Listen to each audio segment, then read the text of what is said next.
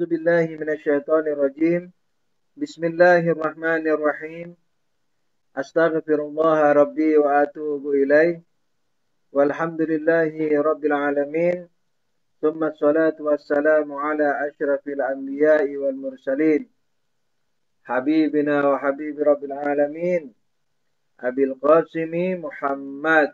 اللهم صل على محمد وآل محمد وعلى آله الطيبين الطاهرين المعصومين المنتجبين.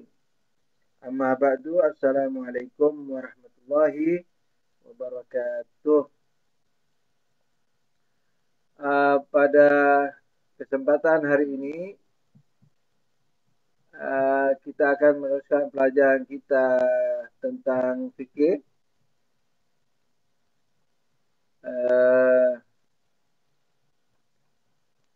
Yang merupakan kajian fikih ke-12 ya. Jadi fikih yang ke-12. Karena saya pakai komputer dan PDF-nya saya rubah ke Word supaya saya bisa mengedit juga. Jadi saya tidak bisa menyebut halamannya karena pasti tidak sama halaman saya dengan halaman yang punya antum. Oh, tapi ada nih halamannya, ada ditulis di tengah-tengah.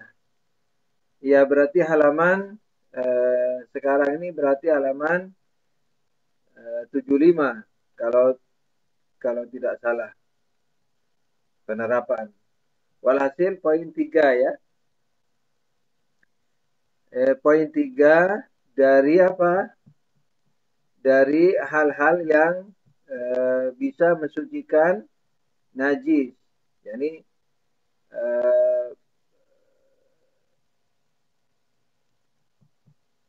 Jadi apa namanya? Pensucian najis itu kan dengan berbagai hal. Bisa dengan berbagai hal toh. Yang pertama dengan air, sudah kita lewati. Di mana air ini juga mensucikan bejana dan selain bejana. Kemudian tanah, nomor 2-nya tanah. Dengan perincian yang sudah kita lewati. Nah sekarang pensucian dengan istihalah. Yani istihalah ini artinya adalah apa? Adalah perubahan. Yani perubahan esensi. Istihalah atau perubahan. Sesuatu yang najis bila berubah menjadi jenis yang lain, menjadi jenis yang lainnya, seperti kayu yang berubah menjadi abu karena proses pembakaran,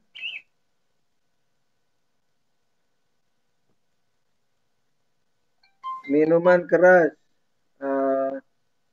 yang berubah menjadi cuka, atau anjing yang mati di lahan bergaram dan berubah menjadi garam adalah suci.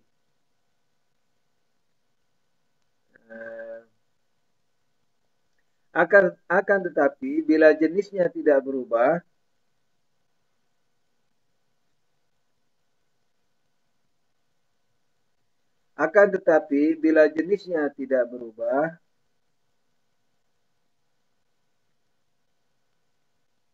melainkan hanya bentuknya saja yang berubah, seperti gandum yang berubah menjadi tepung atau gula yang larut dalam air, maka hal ini tidak akan menjadikannya suci.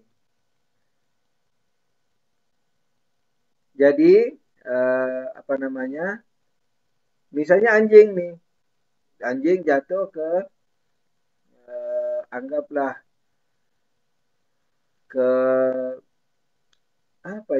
ke tambang garam misalnya gitu, atau ke laut garam yang begitu lama, jatuh ke laut garam yang begitu lama. Nah, terus misalnya dalam sejuta tahun misalnya, lama-lama anjingnya jadi garam. Betul-betul jadi garam. Nah, itu sudah menjadi suci. Atau anjingnya dibakar jadi debu. Nah, itu juga suci. Jadi ini namanya istihalah ya. Jadi perubahan yang esensial. Nah, banyak masalah apa namanya eh, banyak masalah yang ada pada zaman modern ini eh, apa namanya eh, karena berubahnya peristilahan.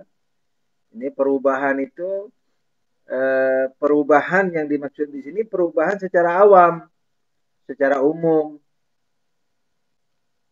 bukan secara kimiawi. Nah, pada zaman modern ini itu banyak penyisipan permasalahan, membuat subhat, membuat bingung orang awam. Misalnya seperti vaksin yang katanya sudah difermentasi lah dan sebagainya, proses-proses kimia. Nah, itu bukan istihalah. Makanya istihalah ini harus memakai bahasa awam. Jadi perubahan esensi ini harus memakai bahasa awam. Karena yang dimaksudkan oleh Islam, istihalah yang mensucikan itu yang apa namanya, yang dimaksudkan adalah secara awam, bukan secara kimiawi. Karena itu kalau proses misalnya babi diproses menjadi difermentasikan dan seterusnya itu tidak mensucikannya. Jadi itu bukan perubahan yang dimaksud. Nah, saya pikir terjemahnya ini sudah tidak ada perubahan, tidak ada koreksi, tidak ada saran juga.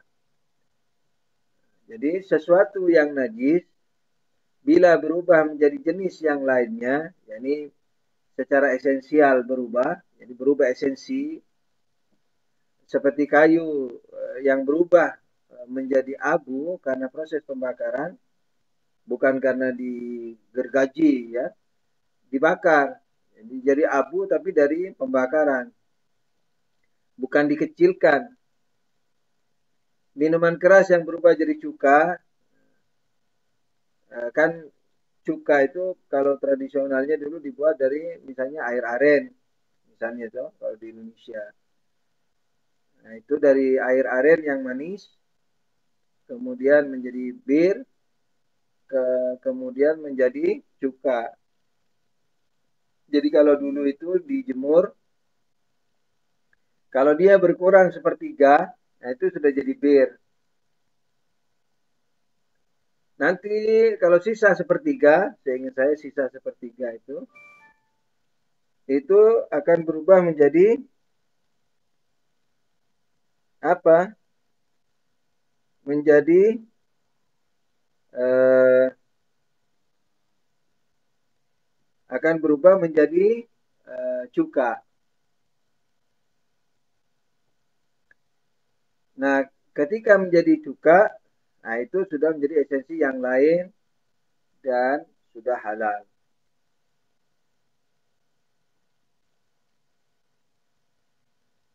Saya baca lagi matanya. Sesuatu yang najis bila berubah menjadi jenis yang lainnya, seperti kayu yang berubah menjadi abu karena proses pembakaran, minuman keras yang berubah menjadi cuka, atau anjing yang mati di lahan bergaram dan berubah menjadi garam, entah berapa ratus tahun gitu ya, sehingga jadi garam, walaupun bentuknya anjing tapi jadi garam misalnya, atau jadi patung patung anjing, patung garam, patung anjing dari garam, jadi begitulah kurang lebih. Atau betul-betul habis keanjingannya, itu lebih. lebih apa namanya, lebih meyakinkan. Jadi sekalipun masih berbentuk anjing, tapi betul-betul sudah garam, nah itu sudah hilang najisnya. Nah, adalah suci kan gitu ya. Atau anjing yang mati di lahan bergaram dan berubah menjadi garam, itu lanjutannya adalah suci. Akan tetapi bila jenisnya tidak berubah, yakni bila esensinya tidak berubah, perubahan ini ingat loh ya, berikan keterangan, tulis perubahan secara umum, secara kasat mata, secara awam, bukan secara kimia. Akan tetapi bila jenisnya tidak berubah, melainkan hanya bentuknya saja yang berubah, seperti gandum yang berubah menjadi tepung, atau gula yang larut di dalam air, maka hal ini tidak akan menjadikannya suci. Misalnya gula dibuat dari bahan yang najis, gula pasir, lahir batin najis tuh, karena dibuat dari cairan yang najis. Jadi sebelum kering sudah najis dulu. Ketika dikeringkan berarti lahir batinnya najis. Nah lalu dilarutkan ke air, air yang tidak kur ya tentunya. Nah itu apa namanya, kan sudah jadi air itu gulanya, berubah esensi. Tapi sebenarnya bukan berubah esensi, itu larut saja. Jadi bukan itu yang dimaksudkan perubahan esensi, itu maksudnya. Oke, kita lanjutkan. Perhatian. Subjudul perhatian. Poin A. Untuk mensucikan bahan yang najis, seperti minyak yang najis, misalnya minyak goreng, minyak gosok, dengan hanya melakukan proses aksi reaksi kimiawi, sehingga menghasilkan khasiat baru untuk bahan, dianggap tidak mencukupi. Karena istihala tidak terwujud dalam perbuatan ini. Saya juga apa namanya, tidak terlalu jelas maksudnya ini, fatwa ini. Mau jelasnya mestinya merujuk ke ini, istiftaat ini. Istiftaatnya nomor 86.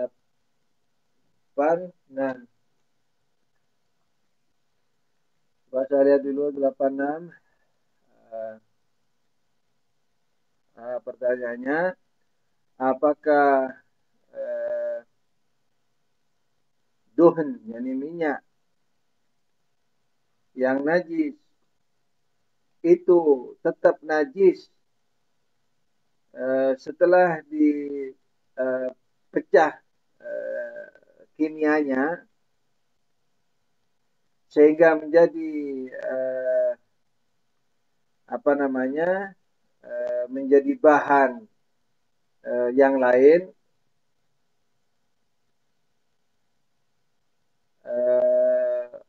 yakni apakah tetap najis atau sudah berubah menjadi istihalah.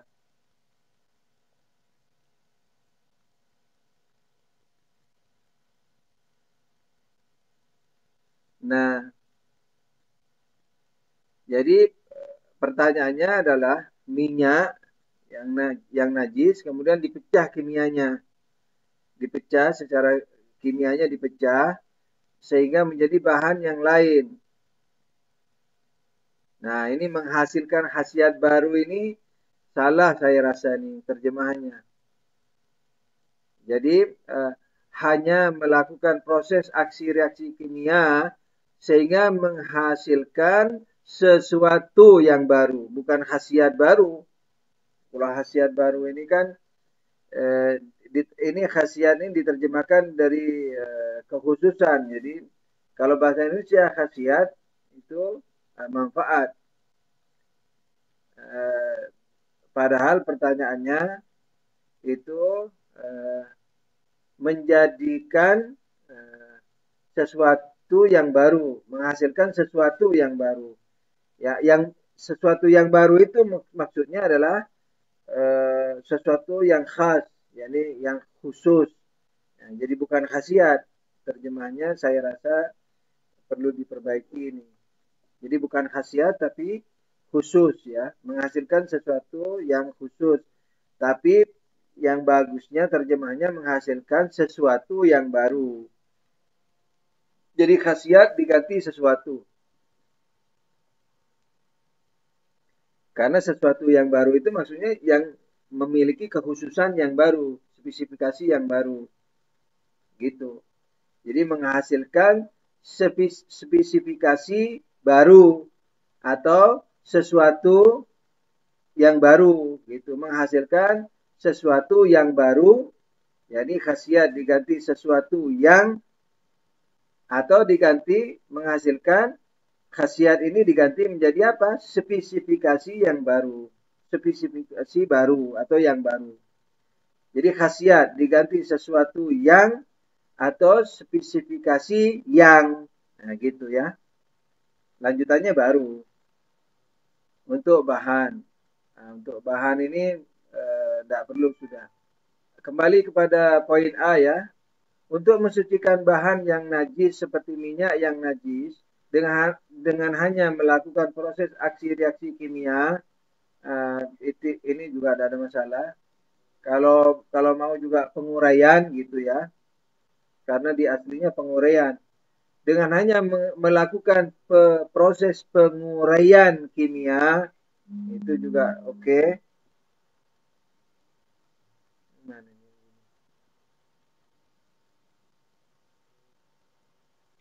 Nah, jadi apa namanya?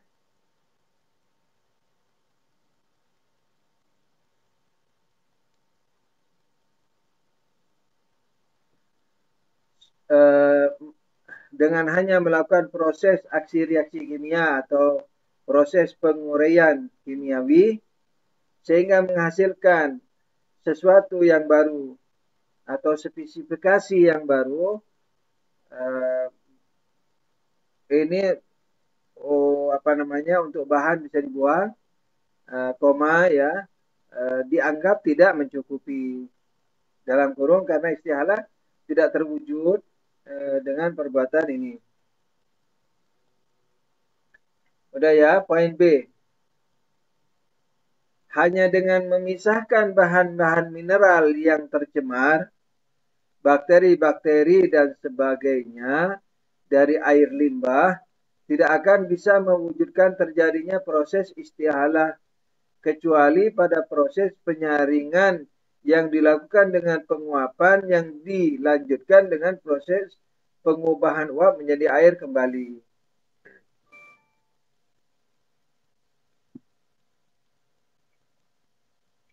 Nah, apa namanya?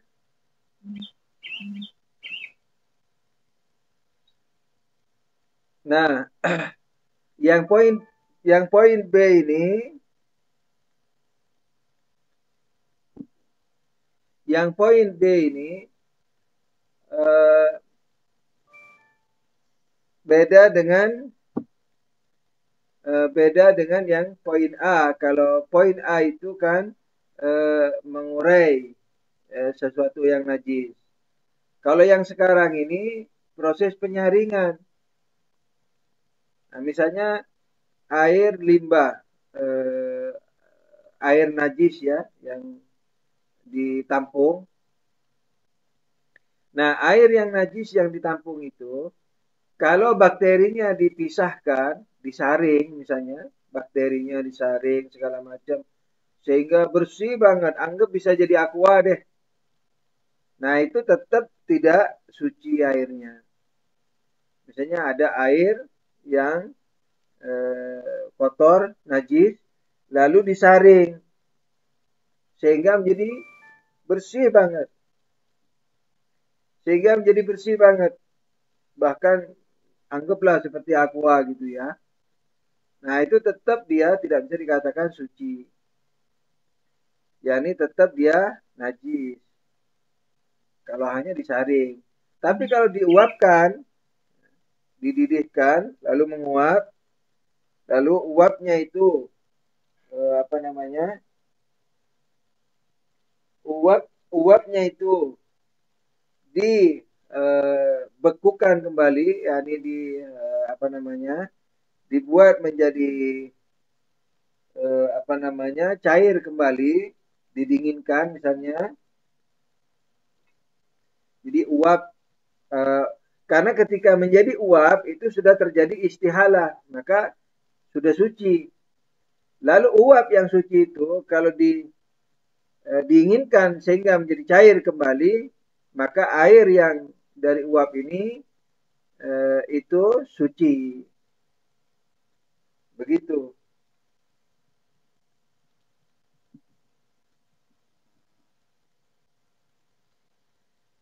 Nah, jadi poin B ini adalah penyaringan tidak cukup. Intinya itu. Kalau diuapkan cukup. Ya ini bisa. Saya baca lagi B.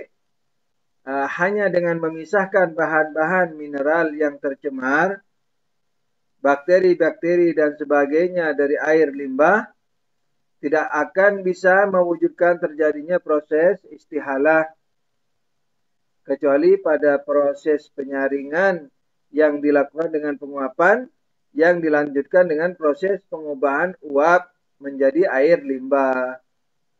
Nah, terus bagaimana dong kalau kita mau nyaring supaya najisnya hilang? Jadi air yang najis disaring terus jadi hilang. Bagaimana caranya? Nah, disambung dengan air kur. Jadi yang air yang sudah suci itu, air yang sudah bersih dari bakteri itu, sekalipun asalnya dari air yang kotor banget, yang kira-kira sudah jadi mudhof ya, najis, mudhof lagi, lalu disaring jadi bening. Bagaimana caranya? Dicampur dengan air suci yang kur. Dicampur sampai tercampur. Tidak harus sama jumlahnya. Misalnya air yang disaring tadi, yang dihasilkan, ini saya perlu menjelaskan seperti ini. Barangkali antum atau anak antum nanti kerja di misalnya PAM, misalnya. Nah, sekalipun airnya itu yang bening itu masih dihukumi najis, kalau mau tidak dihukumi najis, bagaimana caranya? Dicampur dengan air kur. Jadi misalnya air yang anggaplah 1 kur ya, misalnya 1000 liter lah anggap begitu, dicampur dengan air yang menyambung ke air kur. Pokoknya diusahakan menyampur. Kalau sudah tercampur, misalnya dengan dicampur, kan misalnya kalau 1000 liter itu kalau dituangkan darah misalnya 2 gelas saja, itu kalau dicampur mungkin memerah itu ya. Atau misalnya 10 liter lah. Misalnya itu, atau 2 liter misalnya. Dicampur warna atau darah misalnya, terus kan mencampurnya itu kan kelihatan tuh rata gitu anunya itu. Merahnya ya. Walaupun merahnya tidak pekat lagi, tapi maksudnya ukuran meratanya itu yang saya mau jelaskan. Yani mencampur air kur ke dalam 1000 liter air yang najis, tidak mesti 1000 liter juga, maksud saya begitu. Jadi bahkan mungkin dengan 5 liter sudah bisa mencampur. Nah, jadi ukurannya kalau antum mencampur dalam 1000 liter air najis yang bening, dicampur dengan pewarna 5 liter misalnya, nah, kalau bisa menyampur rata itu, nah itu sudah ukurannya disebut mencampur. Begitu.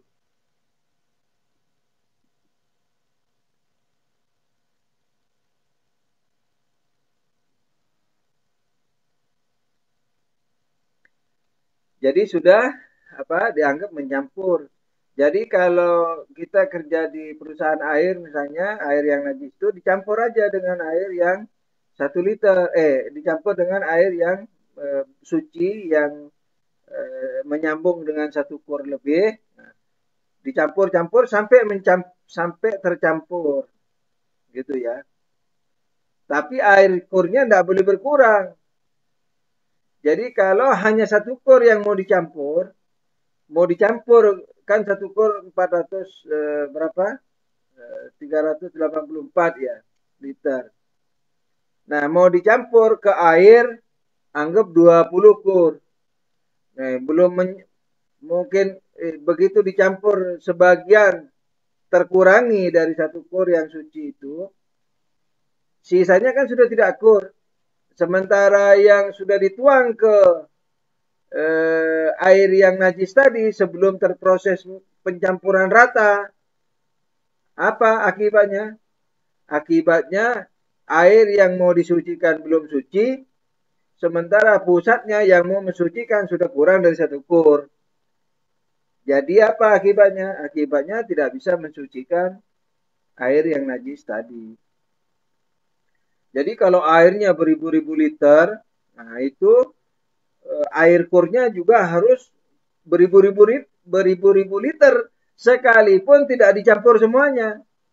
Ya bukan beribu-ribu liter lah.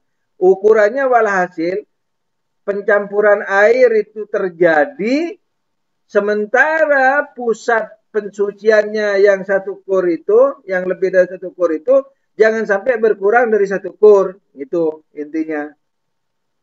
Jadi misalnya saya punya air najis misalnya 1000 kur.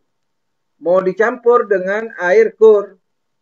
Kan diaduk-aduk itu ya, diaduk-aduk sampai rata. Nah, pengadukan air kur supaya rata ke dalam 1000 kur itu diperlukan misalnya 5 kur, 5 kur dengan proses pengadukan misalnya setengah jam. Nah, udah. Jadi 5 kur diaduk-aduk apa? Kan itu jalan tuh ya pakai pipa, kan tidak langsung 5 kur. Jadi terus mengalir sampai ukuran 5 kur setengah jam. Kan sudah bercampur gitu ya. Nah, ketika dalam setengah jam dan dalam pencampuran 5 kur, di pusat itu masih satu kur setidaknya gitu. Nah, itu baru suci. Saya tidak tahu atau merasakan yang ingin saya terangkan atau tidak, tapi saya merasa mesti menerangkan karena ini juga berhubungan dengan masalah-masalah produksi. Jadi antum bisa ngajar ke anak nanti ngajar ke anaknya lagi, supaya tidak repot fikihnya. Jadi supaya tidak menjual air kotor atau najis ke masyarakat. Begitu. Walhasil, kapanpun pencampuran itu terjadi, ya, yang pencampuran merata itu terjadi, sehingga itu menjadi suci, syaratnya apa? Air yang mau mensucikan, yang dibuat pensuciannya itu tidak boleh berkurang dari satu kur. Gitu. Jadi sampai proses pencampuran itu rata, itu yang ada di pusat air pensucian itu tidak boleh kurang dari satu kur. Itu intinya. Nah, tapi kalau pencampurannya begitu rata, oh sudah rata nih mencampur noh. Sudah mencampur nih, sudah setengah jam nih. Tidak tahunya di pusatnya air sucinya tinggal setengah kur. Nah, tidak suci. Air yang mau disucikan tidak suci. Ala kulli hal, itu poin apa? 3 ya. Sekarang poin 4. Poin 4 apa? Intikal, perpindahan. Nah, jadi misalnya darah manusia pindah ke darah nyamuk. Nah, itu karena nyamuk bukan binatang yang nafsu sa'ilah, darahnya suci. Apa nafsu sa'ilah? Kalau disembelih, darahnya muncrat dengan tekanan ya dari lehernya.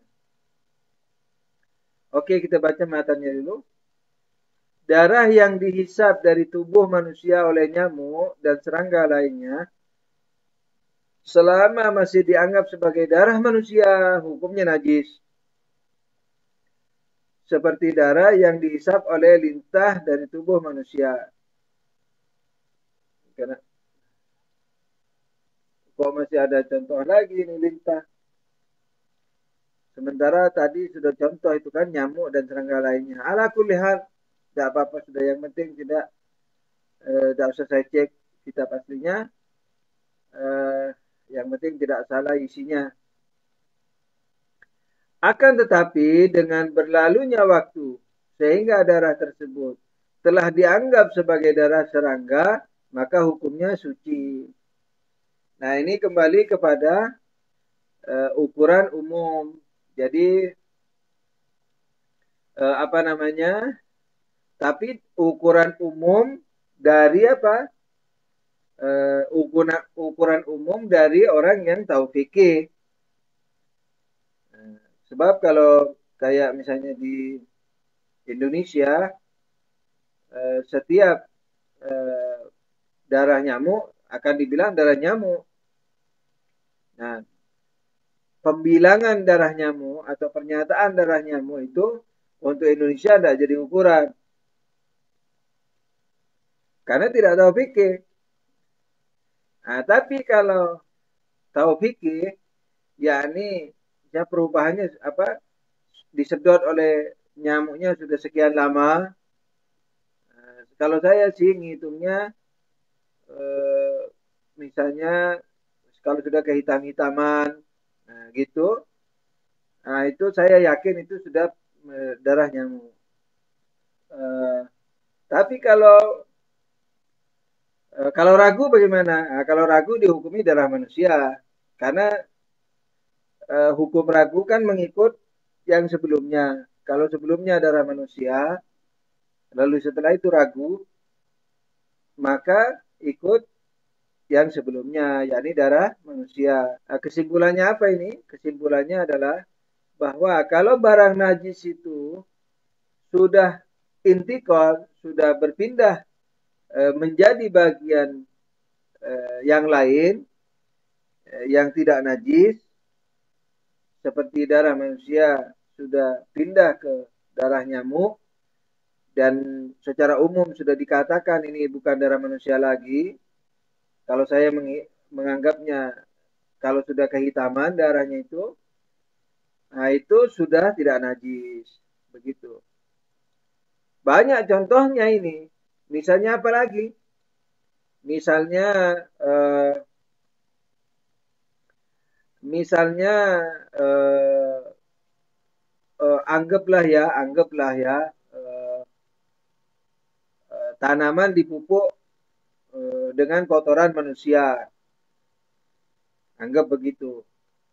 Dipupuk dengan kotoran manusia. Kotoran manusia kan najis. Nah, lalu dari kotoran manusia ini berubah menjadi apa? Tanaman. Berubah menjadi tanaman. Atau berubah menjadi tanah itu sendiri. Sudah berubah menjadi tanah. Nah, itu sudah menjadi suci. Jadi, kalau sudah berubah menjadi tanah, atau berubah menjadi apa namanya itu, apa tadi itu, berpindah ke pohon, nah, misalnya, lalu jadi buah, nah, itu sudah jadi suci ya. Nah, itu poin 4, intikal. Nah, subjudul berikutnya adalah hilangnya sesuatu yang najis. Nah, apa namanya? Ini masih merupakan kurang lebih bagian dari poin 4. Hilangnya sesuatu yang najis.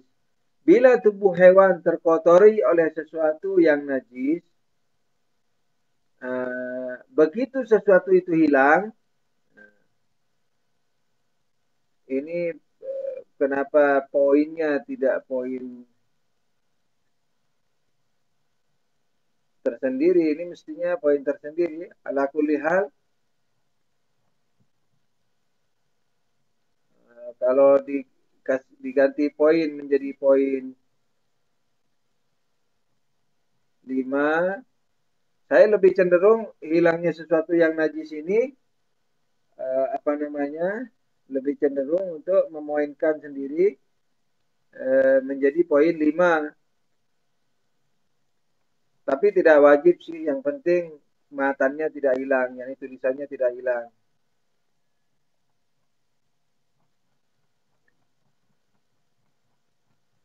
Jadi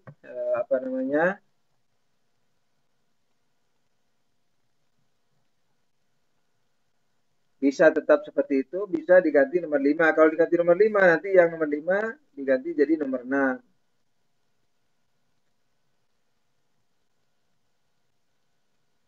Karena hilangnya sesuatu yang najis ini tersendiri memang.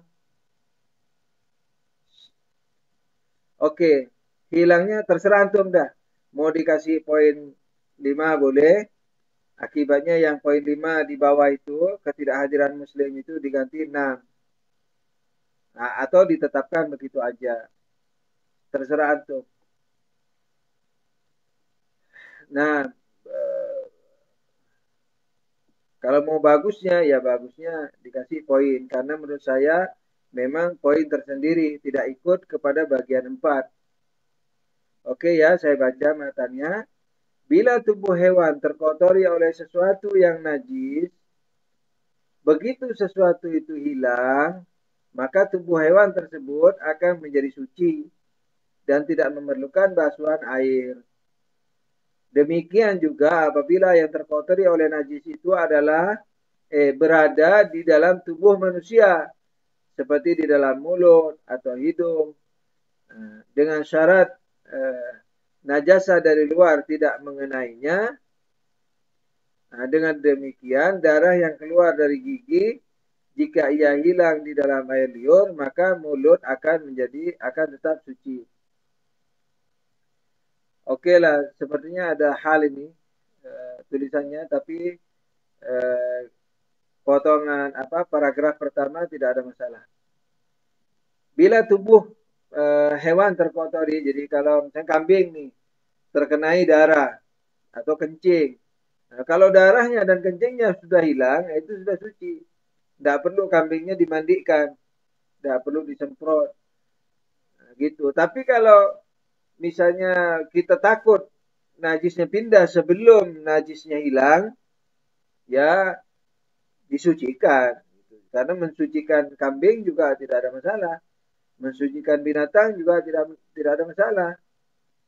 Misalnya kambingnya terkena kencing, kambingnya riwa-riwi di rumah. Nah, sebelum memindahkan najisnya, karena belum hilang kencingnya itu, ya disucikan dengan air. Begitu. Artinya mensucikan binatang tidak ada masalah. Nah, kalau benda najisnya itu belum hilang. Gitu. Tapi kalau sudah hilang tidak perlu lagi. Mau dimandikan juga terserah, tapi sudah tidak perlu mensucikan najis dengan air kalau sudah hilang. Ini untuk paragraf pertama. Untuk paragraf kedua sepertinya ada hal.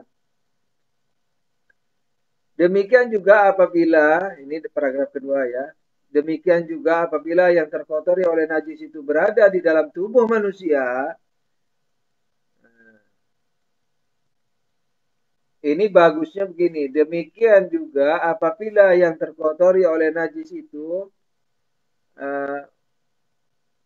merupakan bagian dalam tubuh manusia, begitu, jadi berada diganti merupakan, berada di, nah itu berada di diganti. Demikian juga apabila yang terkotori oleh najis itu merupakan bagian dalam tubuh manusia. Jadi berada di, dibuang, diganti apa? Merupakan bagian dalam manusia. Saya ulang, demikian juga apabila yang terkotori oleh najis itu merupakan bagian dalam tubuh manusia,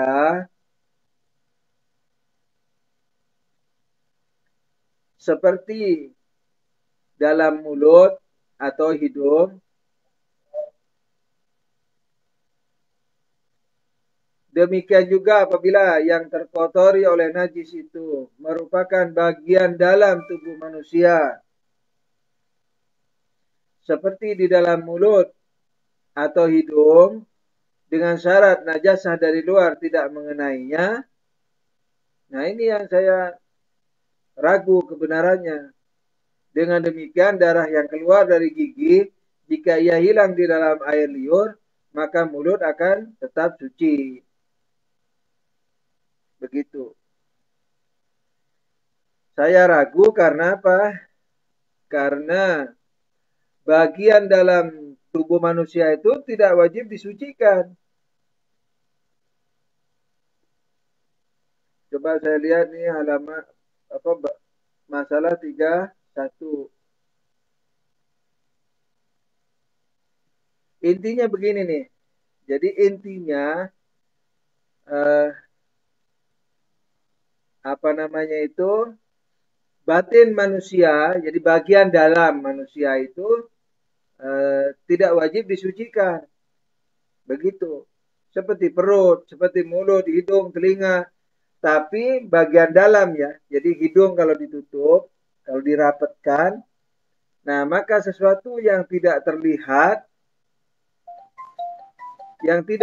maka itu dihukumi sebagai dalam, sebagai batin. Jadi saya akan periksa lagi nih syarat ini. Kan ada syarat nih ya. Dengan syarat najasa dari luar tidak mengenainya. Nah ini nanti saya cek dulu.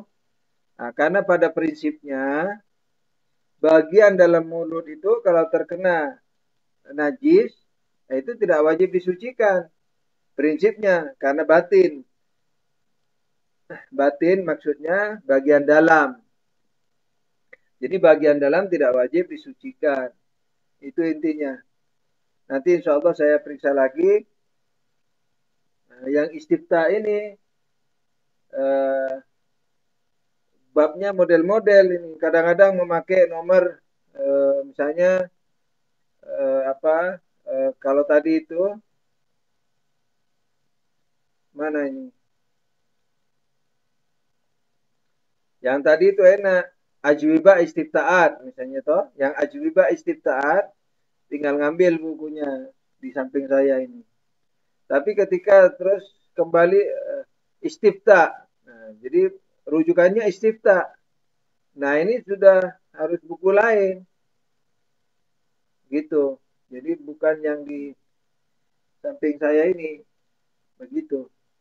Ala kulli hal, yang jelas anggaplah syarat ini salah, ini lebih hati-hati yang jelas ya. Antum mungkin bingung. Saya juga belum jelasin juga apa bedanya. Gini nih, kan pada prinsipnya yang bagian dalam manusia itu tidak wajib disucikan. Nah, mulut kalau ditutup, sesuatu yang nampak itu disebut lahir. Nah, yang lahir itu kalau najis wajib disucikan. Yang tidak nampak disebut batin atau disebut bagian dalam. Nah, itu kalau najis tidak perlu disucikan. Begitu, tidak wajib disucikan. Hidung juga begitu. Kalau hilang ya, misalnya hidung kalau ditutup, apa-apa yang terlihat itu bagian luar. Yang tidak terlihat itu bagian dalam. Nah, bagian dalam itu kalau terkena najis tidak wajib disucikan. Jadi orang bisa aja sholat sekalipun dalam hidungnya kena kencing. Prinsipnya begitulah. Nah, itu secara umum ya. Nah, prinsipnya seperti itu, tidak wajib disucikan. Nah, tapi kalau bagian luar sama bagian dalam terkena najis, maka yang bagian luar saja yang wajib disucikan. Bagian dalam tidak wajib. Itu prinsipnya. Tidak perlu masukin air ke hidung, tidak perlu masukin air ke dalam mulut. Itu prinsipnya, gitu. Nah, Tahu-tahu di sini dikasih syarat. Dengan syarat najasah dari luar tidak mengenainya. Itu artinya bagian dalam hidung atau bagian dalam mulut yang tidak wajib disucikan itu hanya kalau terkena najis dari dalam sendiri. Jadi misalnya darah, hidungnya yang di dalam keluar darah, mulutnya yang di dalam keluar darah. Jadi bukan terkenai darah dari luar, bukan terkenai kencing dari luar. Begitu. Paham ya? Nah, insya Allah paham. Nah, syarat ini membuat saya ragu. Nanti saya cek di aslinya insya Allah. Tapi saya sepertinya tidak punya ini yang istifta ini. Kalau ajwiba, ini istifta, ada ajwiba istifta. Yang ajwiba saya punya. Yang istifta saya sepertinya tidak punya. Ala kulli hal, nanti insya Allah saya cek. Prinsipnya bagian dalam tubuh itu tidak wajib disucikan. Najis dari dalam ke atau dari luar ke. Seperti darah kita ini kan di dalam tubuh ini. Atau kita diinfus darah dari luar. Darah kan najis. Mau darah muslim, darah kafir. Atau vaksin yang disuntikkan. Babi ke apa ke. Ketika masuk dalam tubuh itu tidak wajib disucikan. Perut juga penuh dengan najis. Kandung kemih juga banyak kencingnya. Kandung mani juga banyak maninya. Semuanya najis. Tidak wajib disucikan. Begitu. Nah, prinsipnya begitu. Nah, najis yang di dalam tubuh tidak wajib disucikan. Itu prinsipnya. Lalu di sini dikasih syarat. Nah, syarat ini nanti yang saya akan lihat. Nah, kalau darahnya ini sudah pasti nih. Kalau yang bagian berikutnya sudah pasti. Kalau darahnya itu keluar dari gigi misalnya. Bercampur dengan air ludah. Hilang sudah. Baunya, warnanya, rasanya hilang. Maka air ludahnya sudah menjadi suci. Dan bisa ditelan. Begitu. Ini hilangnya sesuatu yang najis ya. Saya baca lagi. Bila tubuh hewan anak. Ya, tidak apa dibaca dari awal. Bila tubuh hewan terkotori oleh sesuatu yang najis. Begitu sesuatu itu hilang. Maka tubuh hewan tersebut akan menjadi suci. Dan tidak memerlukan basuhan air.